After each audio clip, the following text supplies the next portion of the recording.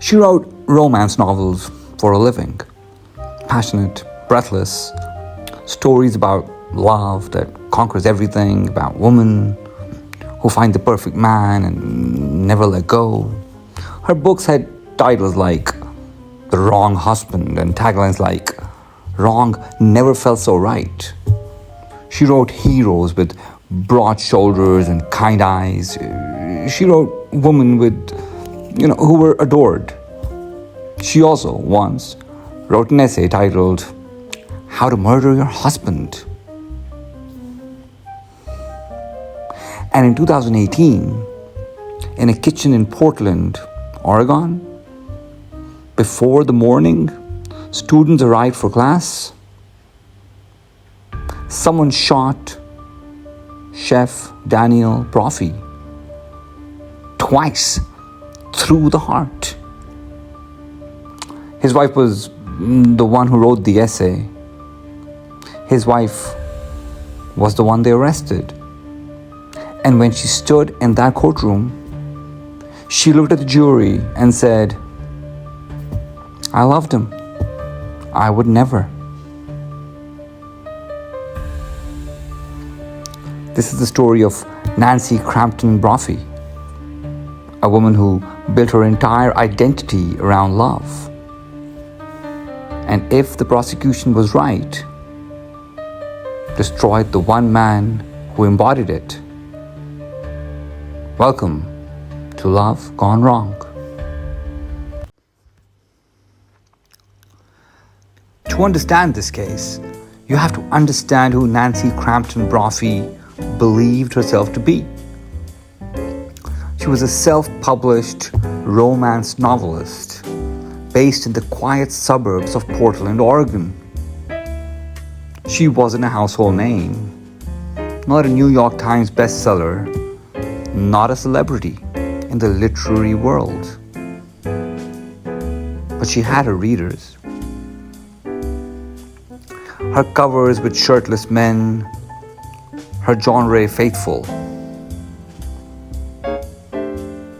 She wrote in the tradition of escapism, stories where desire has consequences, but love always wins.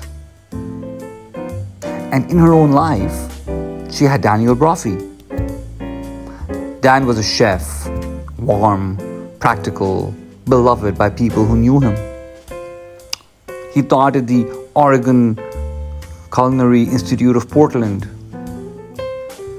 where he was known not just as an instructor, but as someone who genuinely cared about his students. He raised chickens and turkeys in the backyard of the home he shared with Nancy. He tended a vegetable garden. He made her hors d'oeuvres while she took a bath. Nancy wrote about him on her author website with the kind of tenderness that doesn't feel performed. She described the moment she realized he was her person. She wrote, "Can you imagine spending the rest of your life without a man like that?" They'd been together for close to 2 decades by 2018. On the surface, they looked like a love story that had found its ending. Comfortable, genuine, enduring. But underneath that surface, something had started to crack. Money. It is, in so many of these cases, money. The pressure that doesn't announce itself loudly, but accumulates in silence, in late bills, in numbers that don't quite add up. And at the end of the month, you wonder what's happening. The Brophies had fallen behind on their mortgage. Nancy managed the household finances, which meant she was the one who knew exactly how bad things had gotten. She was the one watching the numbers. She was the one calculating the gap between where they were and where they needed to be. And somewhere in that calculation, prosecutors would later argue, she found a solution: life insurance. Nancy had taken out multiple life insurance and workers' compensation policies on Daniel. Together, they totaled more than $1.5 million. The prosecution would later point out that she was the one who managed these policies, the one who understood exactly what they were worth, and the one who stood to collect every dollar if Daniel died. Now, here is where the story stands to get strange. Because around this same time, in 2011, Nancy published a blog post, a public essay, something she put out into the world with her name attached as a writer sharing thoughts on the craft of fiction. She titled it, How to Murder Your Husband. The essay is not, at first glance, a murder manual. It frames itself as a mediation on why writers choose the plots they choose, why a character in a romance novel might turn to violence. Nancy's arguments, presented with dark humor, was that in real life, murder actually makes more financial sense than divorce.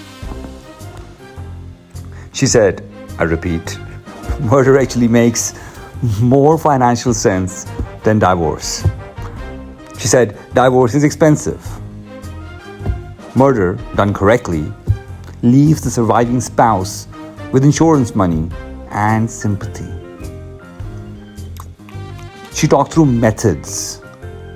She discussed the merits of a person versus a gun. She wrote about ways to avoid detection. She positioned it as playful, tongue-in-cheek, the musing of a crime-adjacent romance writer who spends her days imagining dark scenarios. 7 years later, her husband was dead, shot twice in a kitchen by someone who knew the building and the timeline, and vanished without a trace. And the essay was still sitting there online with her name on it. Act 2. The morning of June 2nd. It was a Sunday. Daniel Brophy arrived at the Oregon Culinary Institute early, as he sometimes did, to prepare for the students who would be coming in that morning. He was alone in the kitchen. He was filling water with ice buckets, a mundane task, the kind of thing you do without really thinking. Because, it's just another Saturday, another class, another day. Someone entered the building.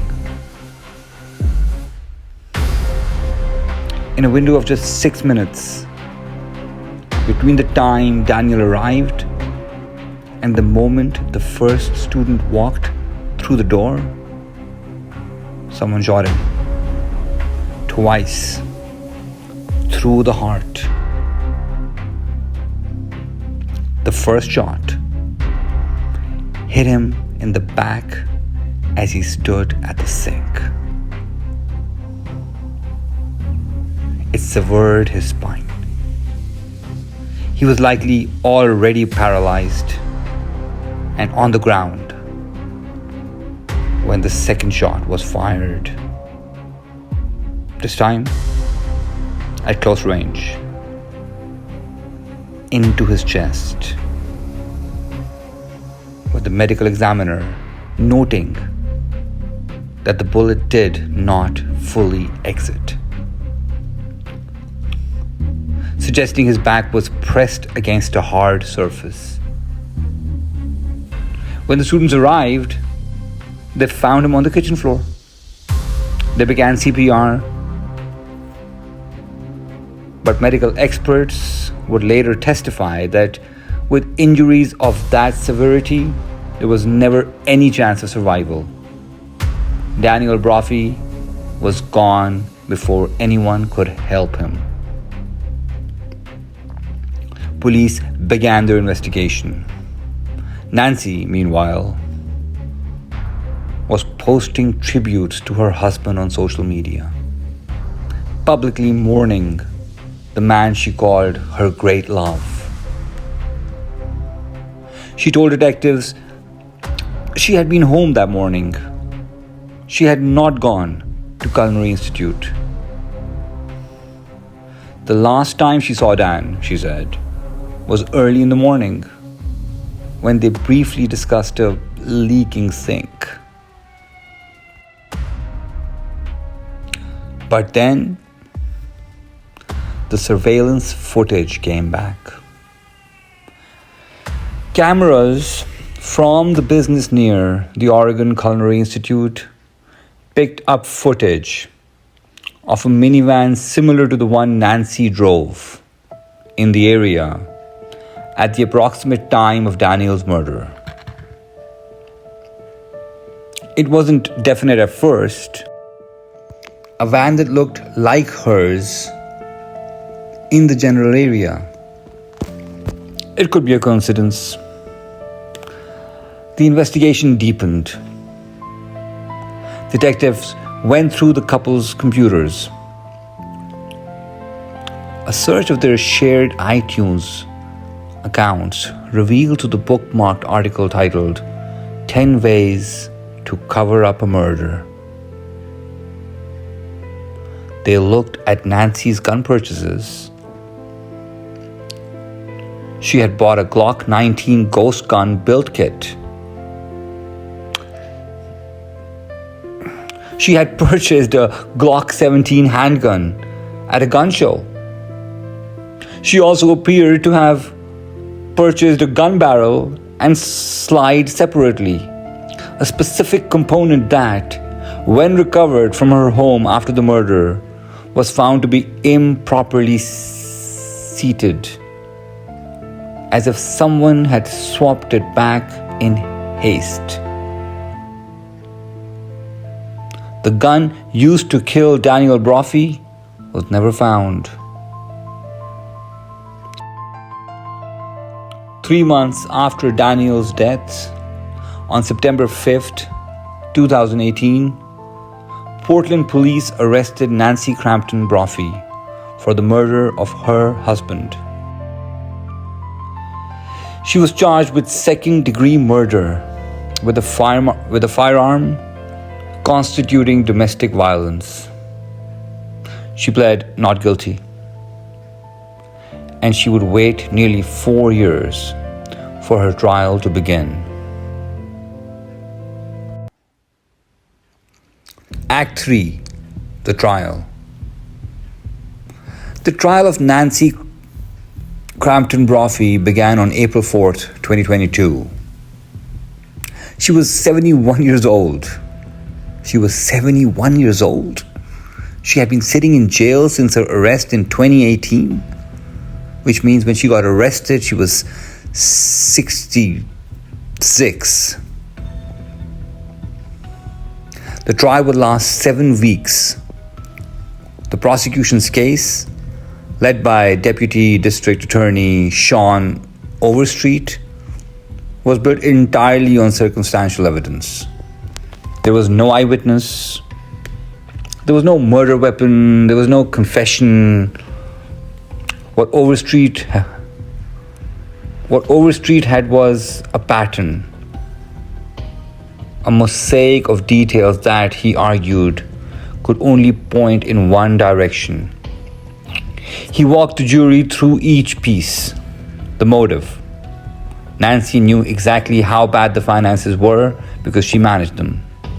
The prosecution argued she was in clear financial trouble and had plotted to kill Dan so she would achieve the lifestyle she wanted. The life insurance policies on Daniel amounted to well over $1 million. The means, she had researched firearms. She had purchased multiple guns and gun components. A barrel and slide she bought separately on eBay could not be located after the murder. The prosecution's theory was that on the morning of the murder, she swapped the components in such haste that she failed to properly reseat the barrel, which is why, when the gun was later handed over to investigators, it was found in that condition. The opportunity. Crampton Brophy eventually admitted in court that she was the person inside the minivan seen near the Oregon Culinary Institute at approximately the same time of her husband's murder. She had been there. She had driven there herself in her own van. Her alibi that she had been home all morning collapsed. And then there was the essay, How to Murder Your Husband. Overstreet made sure the jury understood exactly what the document said, and that Nancy Crampton Brophy had written it herself, publicly, years before her husband was killed with a firearm. There was also the testimony of a jailhouse informant, a former cellmate named Andrea Jacobs. Jacobs told prosecutors that Crampton Brophy had initially started to say "I" before catching herself, a slip that suggested an admission before a correction. The defense would later attack Jacobs' credibility aggressively, pointing to her own criminal history of embezzlement, fraud, and identity theft, and questioning whether her testimony was designed to benefit her own pending prison case. Overstreet, in his closing argument, was blunt. He painted the defense's case as a series of lies and red herrings, telling the jury that their confusion was not reasonable doubt. It was the defense strategy to create confusion and hope it would be enough. Act 4. The defense. Now, this is where it gets interesting, because Nancy Crampton Brophy's defense team did not simply sit back and say, "You can't prove it." They built an actual counter-narrative, and parts of it were genuinely compelling. The lead defense attorney, Lisa Maxfield, opened with a statement that cut to the emotional heart of the case. The state will present a circumstantial case that begs you to cast a blind eye to the most important circumstance: love. Maxfield told the jury. Nancy Crampton Brophy has always been thoroughly, madly, crazy in love with Daniel Brophy, and she still is to this day. For Nancy Brophy, he was perfect. The defense argued that the couple had been taking romantic getaways together in the months before Daniel's death. They were planning a trip to Mount Rushmore that summer. This was not the behavior of a woman plotting her husband's murder. This was a woman who was still, after nearly 20 years, in love. On the financial motive, the prosecution's central pillar, the defense pushed back hard.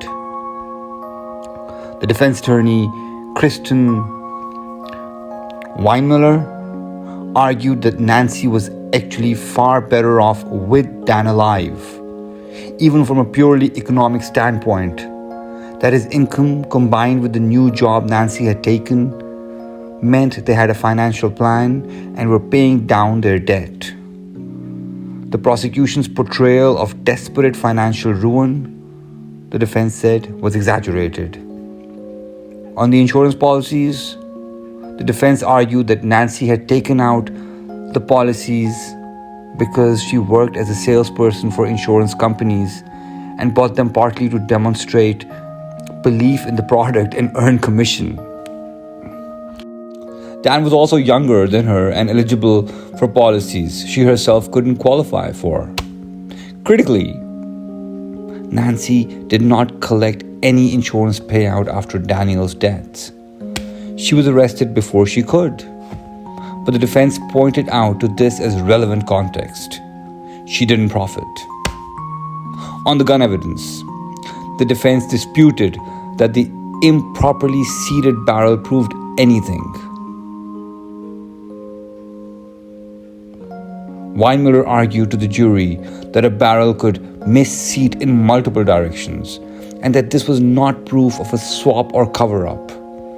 And on the surveillance footage, yes, Nancy admitted she was in the area that morning. But her explanation was that she sometimes drove around the neighborhood. The Culinary Institute was familiar to her. It was near her husband's workplace. She may have been in the vicinity without having entered the building. Her position was, I know I didn't go in the building because I know I didn't kill Dan. She also claimed a memory gap, that the traumatic shock of learning her husband had been killed affected her reconciliation and recollection of that morning. The defense brought in a psychologist who testified that traumatic events can genuinely disrupt memory formation and retrieval. And then they offered an alternative suspect. The defense suggested to the jury that an unhoused man known to be in the area that morning may have followed Daniel into the Culinary Institute and killed him. There had been, the defense argued, a documented issue with unhoused individuals in the vicinity of the school.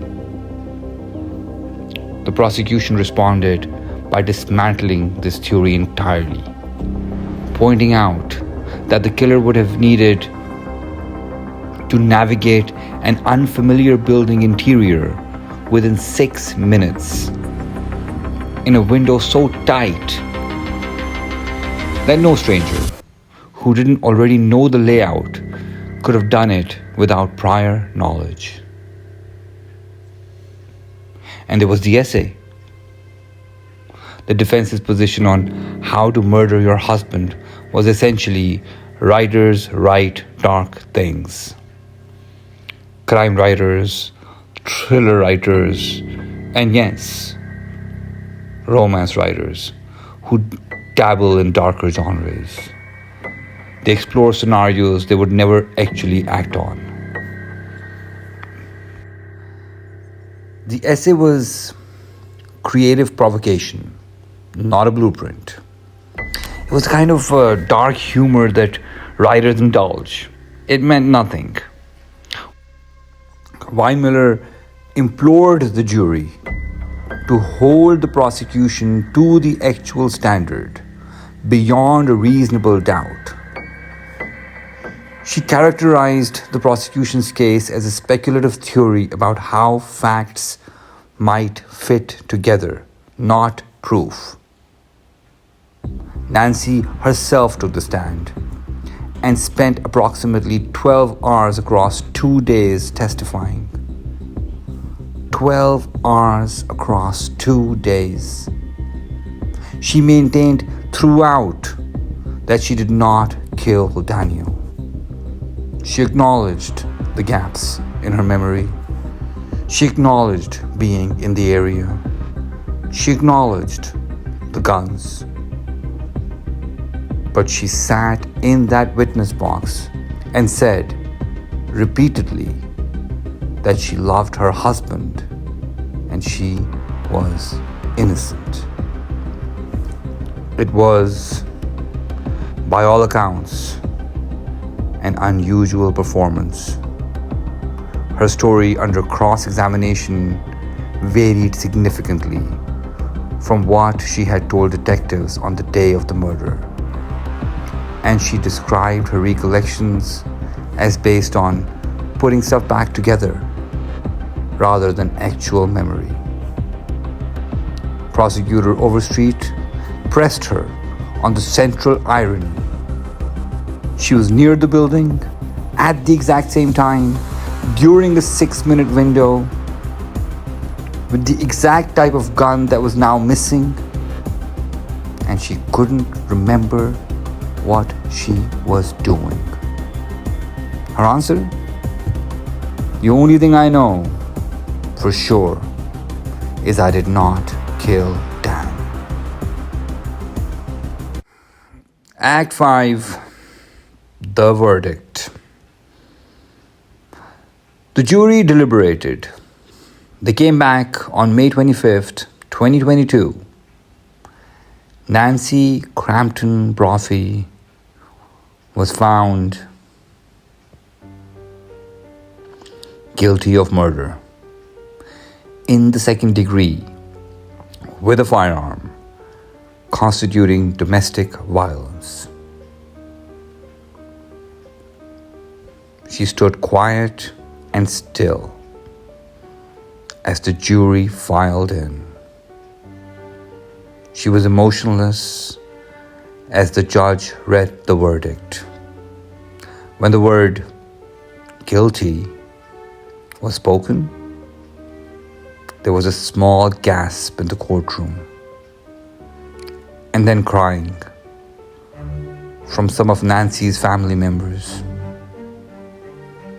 Dan's mother, Karen Brophy, spoke outside the courthouse afterwards. She said it had been a long 3.5 years.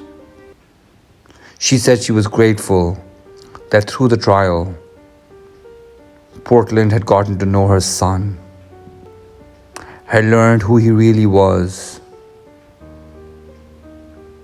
Daniel's son from a previous relationship, Nathaniel Stillwater, said the family had been waiting almost 4 years to begin grieving. To finally have some closure has been very important and meaningful for our family, he said. On June 13th, 2022, Nancy Crampton Brophy was sentenced to life in prison with the possibility of a parole after 25 years. She was 71 years old at sentencing. Even with the parole eligibility, she would be 96 before she could be considered for release. Her defense team announced plans to appeal.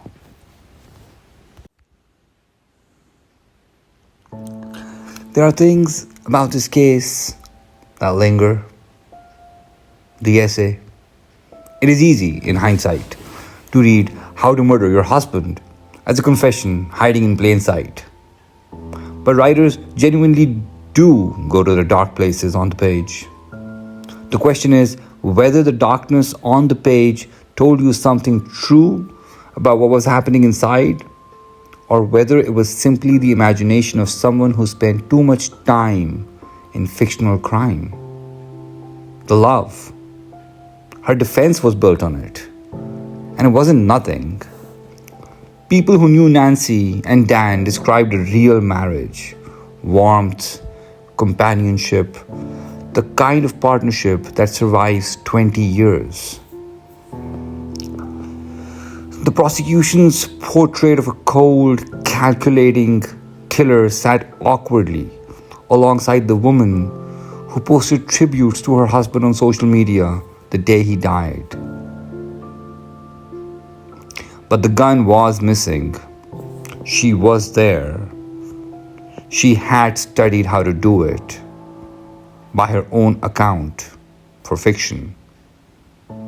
The timing was impossible to explain away. The jury believed the mosaic. And maybe the most haunting element of all, the essay was still online when detectives started investigating. Nancy Crampton Brophy had published it herself under her own name. Years later, as if daring the world to connect the dots, she had written,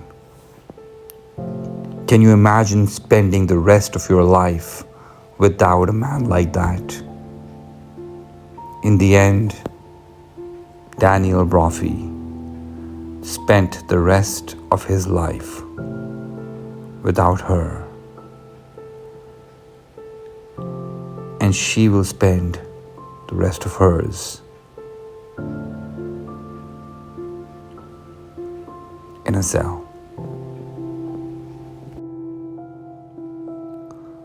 Love Gone Wrong. New episode coming soon again. If this story affected you, share it.